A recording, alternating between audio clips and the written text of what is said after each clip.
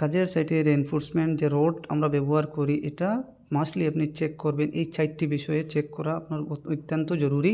প্রথমত আপনি band test করবেন। ব্যান্ড টেস্ট কীভাবে করা হয়, রডকে আপনি এইরকম 45 to 60 ডিগ্রি বাঁকা করবেন। দেখবেন এর অপোজিটে যেখানে বাঁকা করেছেন ওখানে ফাটল বা ভেঙে গেলে রড বাতিল, মানে এটা রড ঠিক না। সেকেন্ড, আপনি ব্র্যান্ড অ্যান্ড আইএস মার্কটা চেক করবেন। রডে IS 1786 ও কোম্পানির নাম লেখা আছে কি না দেখবেন।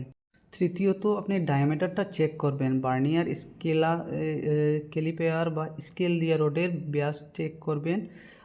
8 mm আছে কি না বা 10 mm 12 mm ঠিক আছে কি না এটাই চেক করবেন। চতুর্থত, রাস্ট অ্যান্ড সারফেস চেক করবেন। অতিরিক্ত জং বা তেল বা মাটি থাকলে ব্যবহার করবেন না, কেননা এটা প্রপার আপনার এই কংক্রিটের সঙ্গে বন্ড হবে না এবং রডের স্ট্রেংথটা এখানে কমে গেছে বিফোর কাস্টিং, তো সেইটা চেক করবেন। এইটাই মেইন ইম্পর্টেন্ট হচ্ছে আপনি বিল্ডিংয়ের মধ্যে বা যে কোনো কাজের মধ্যে রেনফোর্সমেন্ট ইউজ করার আগে চেক করার পদ্ধতি। Thank you.